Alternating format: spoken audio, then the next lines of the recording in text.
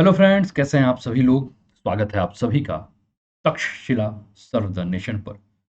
दोस्तों, आज का जो करंट इशू है, जो कि आपके स्क्रीन पर दिख रहा है, इशू है China news high tech aircraft carrier Fujian.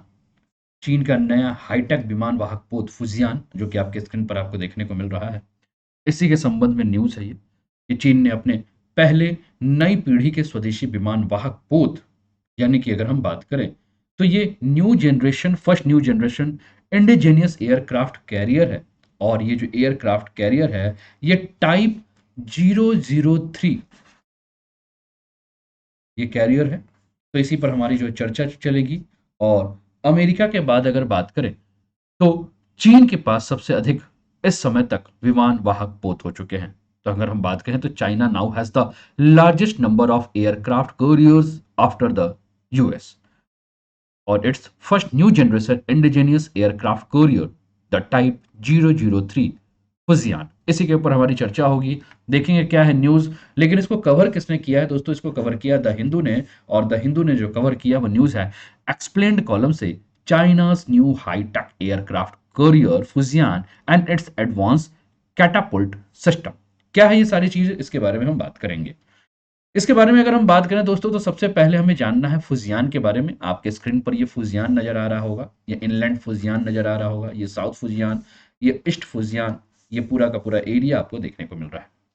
Fujian के बारे में अगर हम बात करें दोस्तों, तो फुजियान का नाम चीन के पूर्वी तटीय प्रांत के नाम पर रखा गया है, जो कि ताइवान के पास स्थित है।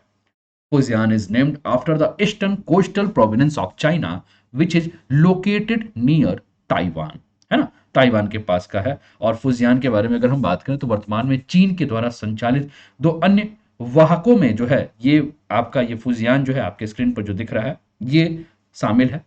और जिनमें सेडोंग 001 टाइप, जिसे वर्ष 2019 में कमीशन किया गया था, तथा दूसरा लियाओनिंग 002 टाइप, जिसे 1998 में यूक्रेन के सेकेंड हैंड खरीदा गया था चाइना के द्वारा। तो हम बात कर रहे हैं तो Fujian is among two other carriers currently operated by China, the first being the Shandong type 001 commissioned in 2019, and the second one is the Liaoning Type 002, which was purchased second hand from Ukraine in 1998। अब ये type 3 विमान वाहक जो पोत है, ये पूर्ववर्ती जो आपका सेडोंग और लियोनिंग थे उसके तुलना में जो है वो तकनीकी रूप से अधिक उन्नत है। यानी कि इसके बारे में अगर हम बात करें तो the type 003 aircraft carrier is technically more advance than its preceders Shandong and Liaoning. अब इसके विशेषताओं के बारे में अगर हम बात करें दोस्तों, तो ये जो फुजियान आपको नजर आ रहा है, ये फुजियान का कुल भार जो है वो कुल भार, यानी कि टोटल अगर हम वेट की बात करें तो टोटल वेट जो है वो 80,000 टन्स जो है इसका टोटल वेट है ना। कुल भार के बारे में अगर हम बात कर रहे हैं तो कुल भार हमें कितना नजर आ रहा है? 80,000 टन नजर आ रहा है, और which is much higher than existing Chinese carrier and comparable to the aircraft carrier of the US navy. और अगर हम बात करें तो मौजूदा जो चीनी वाहक जो भी आपके हैं पोत हैं उसके तुलना में अगर हम देखें तो ये बहुत ही अधिक जो है वो भारी है, और अमेरिकी नौसेना के विमान वाहक पोतों के जो है वो लगभग बराबर है। अब ये जो फुजियान आपका जो लॉन्च किया गया है, ये नवीनतम लॉन्च जो तकनीक है जिसको कि हम इलेक्ट्रोमैग्नेटिक एयरक्राफ्ट लॉन्च सिस्टम कहते हैं, आपके स्क्रीन पर ये आपको देखने को मिल रहा होगा। इलेक्ट्रोमैग्नेटिक एयरक्राफ्ट लॉन्च सिस्टम, जिसको कि शॉर्ट फॉर्म अगर हम बात करें तो इसको शॉर्ट फॉर्म में जो है वो क्या कहा जाता है? इसको शॉर्ट फॉर्म में कहा जाता है ई मेल्स। क्या कहा जाता है? ई मेल्स।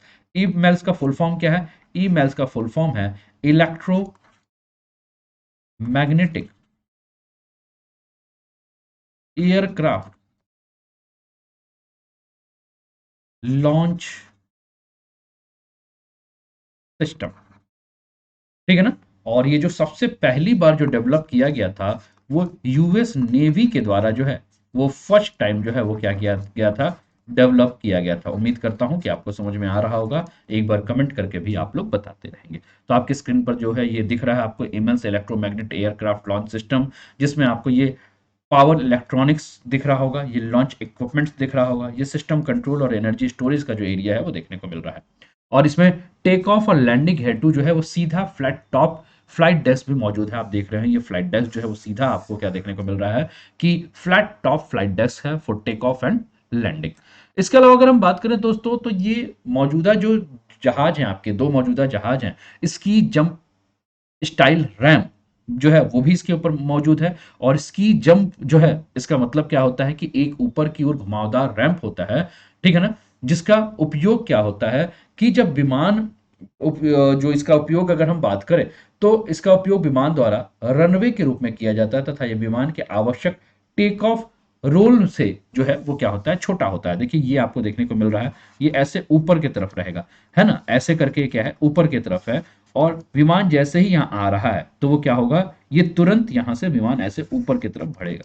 और ये आप देख रहे होंगे कि ये आपको फ्लैट जो है वो क्या देखने को मिल रहा है, रनवे आपको देखने को मिल रहा है ना। ये आपका जो है वो क्या दिख रहा है, ये जो है आपका, ये क्या है आपका flat top flight deck. Hindi में अगर हम बात करें तो फ्लैट टॉप फ्लाइट डेक जो है वो आपको देखने को मिल रहा है। और इसके अलावा ये जो है वो आपको दूसरा जो है वो देखने को मिल रहा है। अब चीन के लिए इस विमान के महत्व के बारे में अगर हम बात करें तो चीन, आप जान रहे हैं दोस्तों कि चीन का जो है अपने आसपास के जो भी देश है, पड़ोसी देश है, उनके साथ उनके संबंध हमेशा कटुता भरे रहे हैं। और चीन का पूरा प्रयास क्या है कि जो दक्षिण चीन सागर है वहां वो दावा कर रहा है। और मुख्य रूप से अगर हम बात करें तो ताइवान को लेकर जो है वो चीन बहुत ज्यादा जो है वो परेशान है। तो कुल मिलाकर अगर हम बात करें तो what is the importance of aircraft for the China, तो China claims almost the entire South China Sea and has deployed a navy as a show of power in the strait separating Taiwan from the Chinese mainland। और तो मैंने कहा ना कि चीन जो है वो पूरे लगभग दक्षिणी चीन सागर पे दावा कर रहा है और ताइवान को चीनी मुख्य भूमि से अलग करने वाले जल डमरू मध्य में शक्ति के प्रदर्शन के रूप में जो है वो अपने नौसेना को तैनात भी कर रहा है। फुजियान जो है दोस्तों, इसके बारे में अगर मैप में आप देख रहे हैं तो फुजियान के साथ चीन को दक्षिण चीन सागर और ताइवान जल डमरू मध्य में काम करने के लिए और भी अधिक जगह जो है वो मिलने की संभावना है ना। तो ये आप देख रहे हैं। और हिंद महासागर में भारतीय नौसेना की एक बड़ी उपस्थिति है, लेकिन फुजियान की क्षमताएं चीन को जो है वो भारत के क्षेत्र में जो है एक नया रास्ता प्रदान करेगी, जिससे चीन अपनी उपस्थिति को यहाँ बढ़ा सकता है। तो हम ये कह सकते हैं the Indian navy has a large presence in the Indian ocean, but Fujian capabilities give China a way into India's territory where it is expanding its presence. ठीक है, तो आपके स्क्रीन पर ये देखने को मिल रहा है। और आपने देखा होगा कुछ वर्षों पहले की बात, हमने करंट अफेयर्स में भी इस पर काफी चर्चा की है कि चीन ने पहले ही श्रीलंका में हम्बनटोटा बंदरगाह को कर्ज में के एवज में लीज के तौर पर हासिल किया है। चीन has already acquired the Hambantota port in Sri Lanka, है ना, एज अ लोन अगेंस्ट, ठीक है ना, as a loan against a loan. और China is modernising Pakistan Gwadar port on the Arabian Sea and its naval base is in the strategically importance. इसके अलावा अगर हम बात करें तो हॉर्न ऑफ अफ्रीका जो है नेशन जो आपका जिबूती में है, वहां भी वो क्या कर रहा है, अपने नौसेना अड्डे के विस्तार के बारे में हम बात कर रहे हैं। जैसे मैंने कहा ना कि चीन जो है वो, एक तो हमने श्रीलंका के हम्बनटोटा बंदरगाह की बात की, इसके अलावा चीन अरब सागर में पाकिस्तान के ग्वादर बंदरगाह का आधुनिकीकरण कर रहा है और रणनीतिक रूप से महत्वपूर्ण हॉर्न ऑफ अफ्रीका राष्ट्र जिबूती में अपने नौसैनिक अड्डे का भी जो है विस्तार कर रहा है। भले ही चीन के बारे में और भी बात करें तो चीन अपने सैन्य विस्तार तो कर रहा है, परंतु यूएस इससे बहुत ही आगे है। और वर्तमान में संयुक्त राज्य अमेरिका के पास 11 परमाणु संचालित जहाजों के साथ विमान वाहक के क्षेत्र में दुनिया में अग्रणी है। और इसके बाद चीन ब्रिटेन और इटली का स्थान रखता है। So China is expanding its military power. The US is far ahead. The United Nations is currently the world leader in aircraft carriers with 11 nuclear powered ships powered by China, Britain and Italy. ठीक है, तो ये सारा चीज है। अब हम emails के बारे में बात कर रहे हैं। हमने एक बात आपके साथ चर्चा किया था, ये भी प्रश्न आपके लिए इंपॉर्टेंट बन सकता है कि ईमेल्स क्या होता है, इलेक्ट्रोमैग्नेटिक एयरक्राफ्ट लॉन्च क्या होता है। तो ईमेल्स के बारे में अगर हम बात करें दोस्तों तो ये जो है एक प्रोजेक्टाइल सिस्टम है जो कि हेल्प करता है प्लेन्स को, एक एक्स्ट्रा प्रेशर देता है, एक अतिरिक्त दबाव देता है। और एक बार जब प्रक्षेपक को छोड़ दिया जाता है तो इससे जुड़ा विमान थोड़े समय में बड़ी गति के साथ जो है बहुत ज्यादा आगे बढ़ता है। ठीक है ना, तो एक्सीलरेट करता है with great speed over short period of time. ठीक है, और इसे रनवे के अंत तक पहुंचने से पहले उड़ान भरने के लिए जो एक आवश्यक गति की आवश्यकता होती है वो गति प्रदान करता है।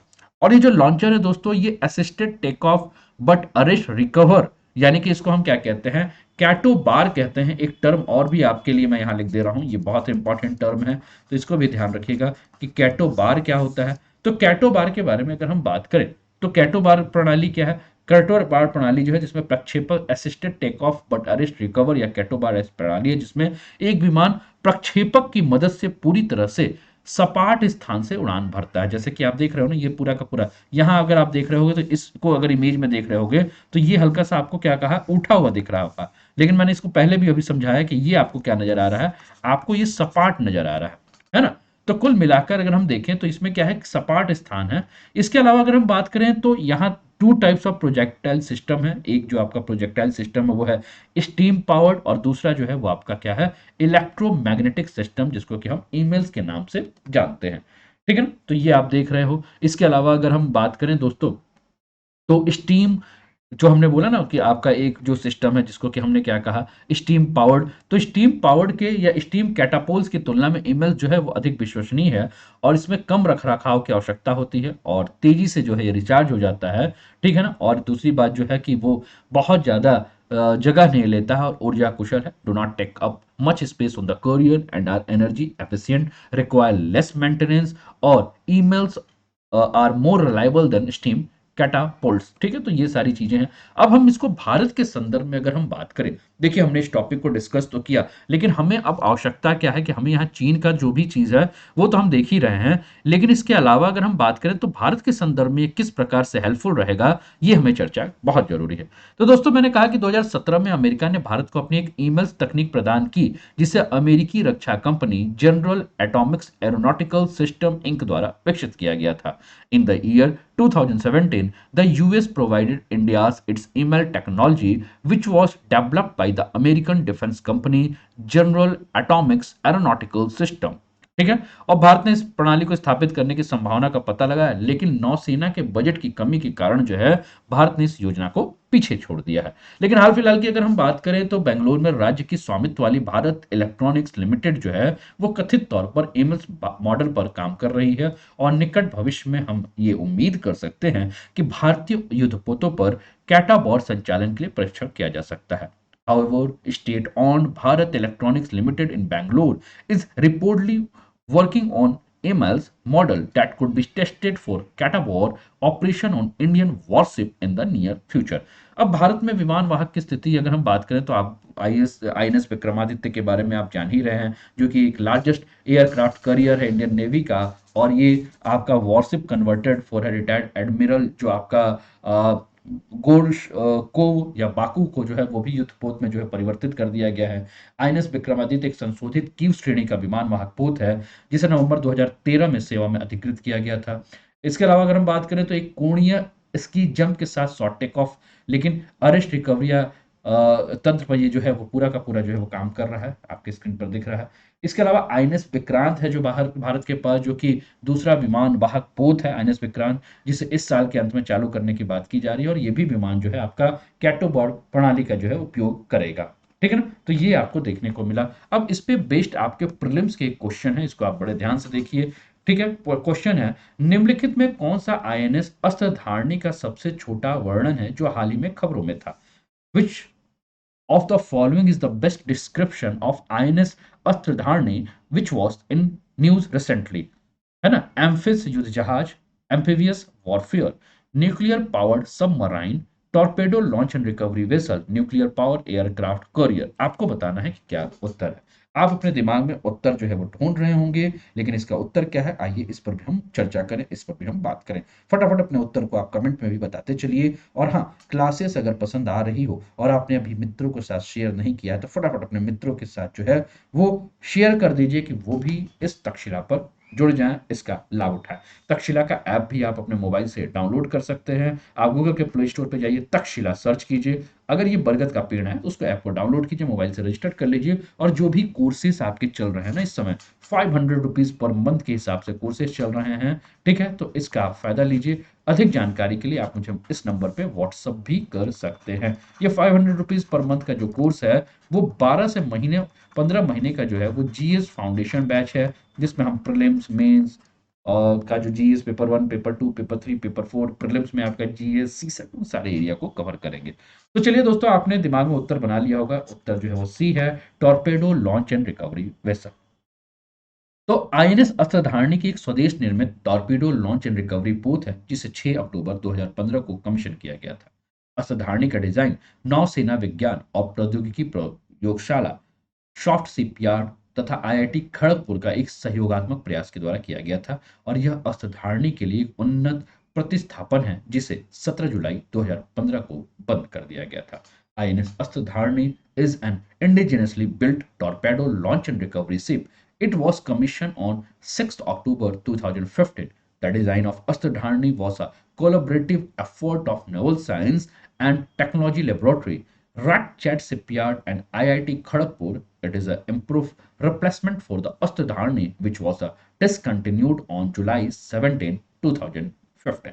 तो जिन्होंने कहा सी, वो सभी के उत्तर जो है सही हैं। चलिए, इस मुख्य परीक्षा के क्या प्रश्न बन सकते हैं।